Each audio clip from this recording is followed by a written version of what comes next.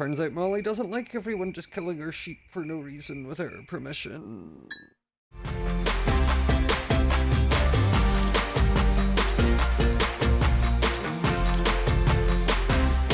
Hi guys, and welcome back to the next episode of Minecraft Misadventures.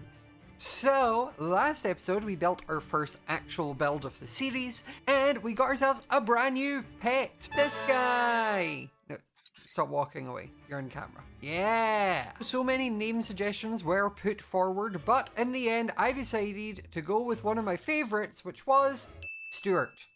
Because like he's a white rat. So it's like Stuart Little, you know? Like that. Stuart Little. Yep. I think it's time that I get on Stuart and we are going to head over to the cult portal so I can show you all what we've done. Because I've been a busy little guy over at twitch.tv/smajor because we've been streaming a bunch of misadventures. And that means I've been getting a bunch of stuff done. So I've now expanded the claim, and as you can see, we now own from about here all the way up to the back. Like pretty much to about here. Yeah. All of this in a big square is mine. And that's because we're wanting to increase the functionality of this area. This is the main build, but now we get to work on the fun secret stuff. So down here, you can see I've put in a doorway, and this won't be a doorway, it will just be a wall. The plan will be, once I give the build back to the server admins, they will then add in mechanics like hidden doorways and things that players need to discover as they're also fighting off these cultists in this area. But I was never told there was a limit to how many secret areas I could put in. So I'm having fun with it. So when you're down here, you can see this is just sort of the general cave area. We have 3 little cells. We have a little statue bit here, which this is currently a skull. This could be anything. If there's something more interesting that we come up with, it can go there. And then in here is probably going to be where I put maybe like a food hall or like random supplies maybe. Still maybe more shelves and storage in this. But the actual secret that I'm thinking will be the players have to do something in here which they'll then open another block and they won't know where it is. If the eagle-eyed ones notice, they'll be able to come down here. And this brings us into a secret like amethyst geode cave. The story behind this would just be that this is also part of the base that the cultists use for magic properties of amethyst and things. So it still ties into the base while also giving us a fun pretty cave. Speaking of this, I do actually need to get some more amethyst clusters to put on the walls, just so it makes it feel a bit more real. So we're gonna get on Stuart, and the actual amethyst geode thing is just over this way, luckily. Oh, there's a pink sheep just spawned in, that's funny. You're really rare statistically. You should be proud. Okay, just over here, we should hit the amethyst mine. Perfect. So we just need to go down here. Sorry, Stuart. And I'm going to use my cell touch pickaxe just to grab a mix of these. I want some of all sizes, basically. I'm stealing your look. I want this look, but under my area, thank you. This is probably the prettiest sounding block collection I've ever had to do.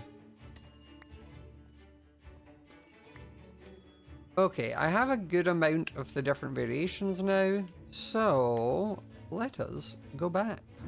Okay, so let's get back in here, line up our crystals, and get to placing. These also give off a little bit of light, which is fantastic. And there we go, much cuter. And it also makes it slightly more awkward to get out of here, which again, also a good thing. Okay, so to be able to do this area, I'm going to need to go home and get a bunch of materials. So let's head back. Okay, so I've grabbed a few things that I'm going to put downstairs and we will see what we're working with. Okay, on this side of the room, I'm going to put down, I think, 3 beds. Like that.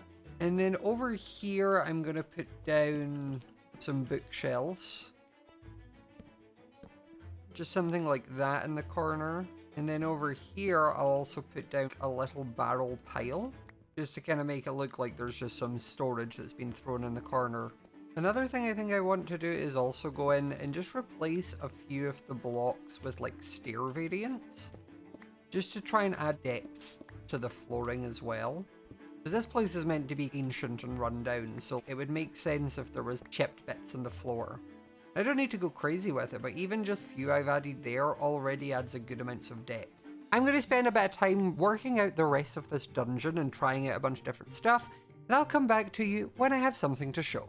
Okay, so I have done a little bit more decorating, and it's come along quite nicely. So, as you can see, we now have a few more little decor bits around. So I've got some random candles, some pots, I got some cobwebs around, there's chains in the rooms. Around here we have 3 beds where some of the cultists will sleep if they're watching over prisoners. And I have this bookshelf that I plan to put a few lore related books around. Maybe one about the end, one about the cult. Just little Easter egg things for people to maybe find if they're down here. Also, this guy just wasn't very lucky. He didn't make it. RIP. But that's all for downstairs, and if we come out this way, I also have done a bit of outside work. So we have this little campfire here, and I've been very specific about where I've let grass grow, and I've done like a kind of path for like coarse dirt and rooted dirt of where the cultists would come over here if they were on the night shift to sit around the campfire, or they'd walk up and down to the portal and up towards the tent. Which, speaking of the tent, that's what we need to do next, which means I'm going to need a lot of wool, and also probably not white wool, so guess it's time to go to the resource world to find some squid. I do not think I'm going to find many squid up here, but maybe over there. Aha, here's some water, and I see a squid. Oh, I see tons of squid. Holy heck, why is there so many of you? I mean, fantastic news for me. I'm so sorry for the squid population of this lake. The ecosystem will be in tatters. Okay, 25 is pretty good, but I guess I could do with trying to grab a bit more.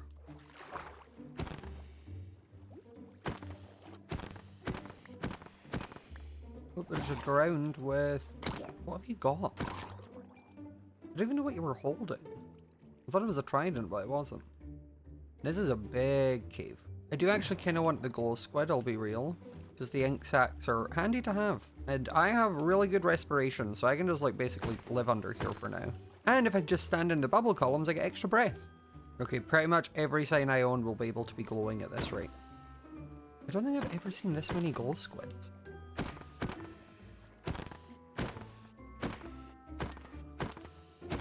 This area is just a glow squid farm, that's all that's happened. Okay, I think I'm done with glow squid. I'm pretty much have a stack. And they just keep spawning. If I don't leave, it'll be a never-ending cycle. But these guys I could do with more of. Unfortunately, some of you will need to die. And that is a sacrifice I am willing to make. Okay, I have over a stack, which should be enough to at least dye some sheep before I shear them, so that should work out. Okay, I have the dye, so now we just need to head over to Molly's to get the sheep. I also am in need of a few pairs of shears to take with me. If I manage to burn through 3 shears, I've got enough wool. Now, before we actually get to Molly's, I should maybe inform you of something that has happened, and I am Molly's #1 op. Like, I am on her DNI list, she does not want anything to do with me, I'm her nemesis. And if you're like, Scott, what the heck, how are you Molly's nemesis, what have you done? Redden killed her, and even he isn't her nemesis. I know. But in order for me to get Stuart, who we love dearly, I had to feed a lot of rats. A lot of rats. And I maybe used the closest resource, which was the sheep farm. Turns out Molly doesn't like everyone just killing her sheep for no reason without her permission. And my wonderful best friend and server owner, LD Shadow Lady, posted this video. And as you can see, Molly now sells a sheep mount. A brand new mount for you to ride on. But Molly also has a reputation board. And if we just have a look at the names on that, and then maybe the one at the bottom, we can see that I'm not Molly's favorite person. I'm actually her least favorite. So if we want that sheep mount, we're going to need to do some work. Luckily, you can do a thing for Molly, which is a quest, and that quest involves sheep and shearing them. See, this is what Molly sells, but I can't buy that. Hey Molly. Hello Miss Vader, how can I assist you today in the land of misadventures? Do you need any help with anything, Molly? Shear some fluffy sheep. Yes, I will take that quest, thank you. So now, my thought is I can kind of double up here. I'm gonna dye these sheep all black so that I can get black wool for my tent. And I can make Molly start liking me by shearing her sheep. This is me assuming she doesn't actually want the wool back, because I'm not doing that. And besides, Stuart is much cuter than any sheep mount. Okay, so they're all done. Now I just need to shear them. Oh, and it's come up. I need to shear 3 of 50 sheep. This may take a while. I will also, to save some time, go over here and dye these sheep black as well.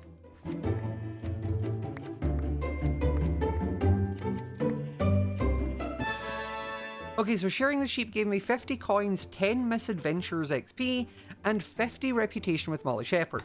Now, if I do some maths in my head and looking at the number of how much Molly dislikes me, based on how much reputation I gain from doing the quest, I'm gonna need to cheer the sheep like 46 times. That's just to get her to neutral. That's just to get her to not despise me anymore.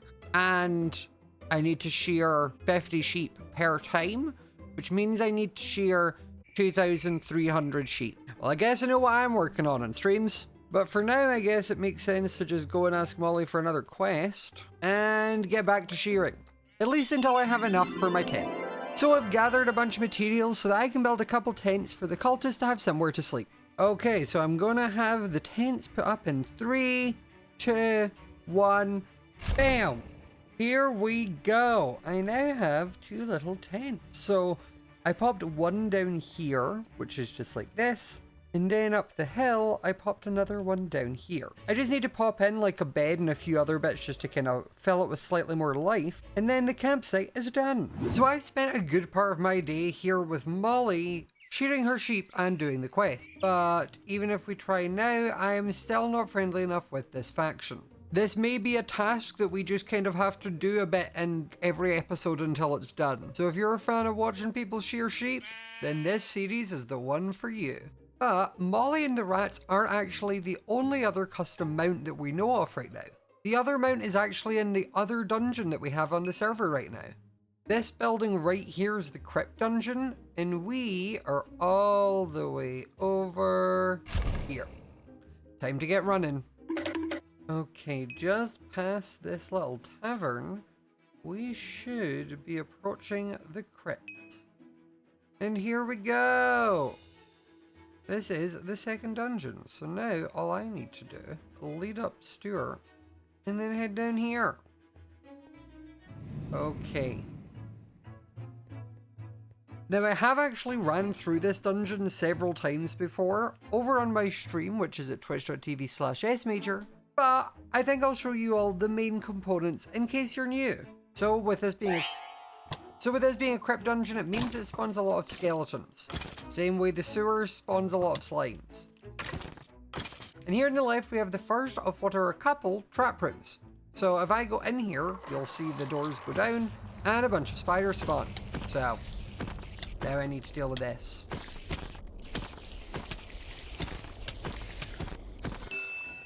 Well, that was annoying, but we don't need that chest piece. What about this one? Nope, don't need that either. So we move on. And around here, I'm looking for a gold room. Aha.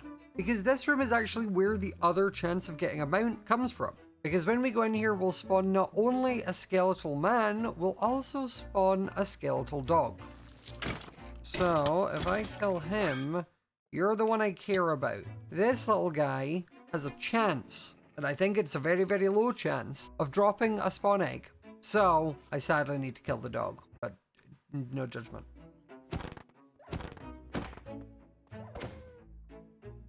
Dang it. Okay, I didn't get anything. But at least with this room, if we shoot that, we can get inside here and have a look around. There was a skeleton skull, that was that really.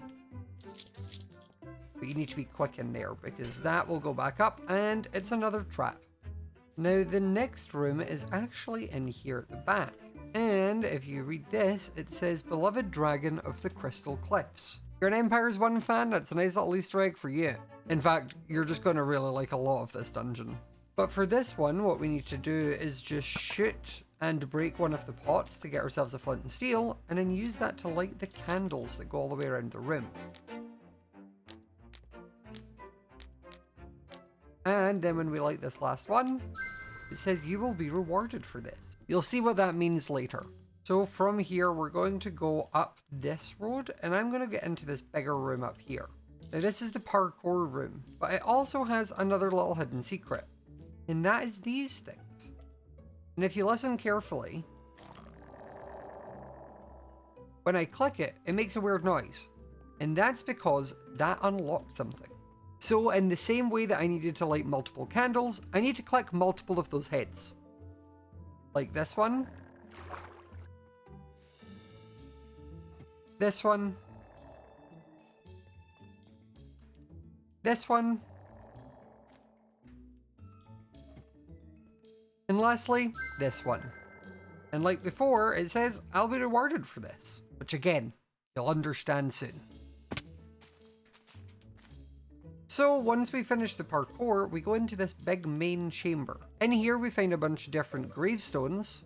One for the Dawn Princess, one for the Bard, one for the Mazalian King, and even one for the Elvish Emperor. If you know, you know. But we actually want to come out of this big room because I'm looking for a chamber. There's a room somewhere in here. Aha, perfect, this one. Where it says, see if you're worthy. And it says a diamond sacrifice, a block of diamond. So, I pop that in here, and it's broken it. And now, if I break that, I get a shulker box. Is there anything in these? No. But it's going to make all of the building we have to do this series much easier when I can carry way more with me.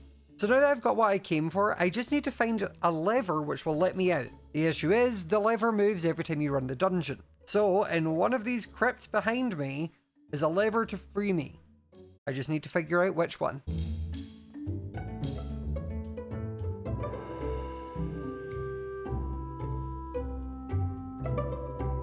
And here we have it in the Mayor of Animalia. If we go past this skeleton, we can flick this lever, and the spirits release us from this place.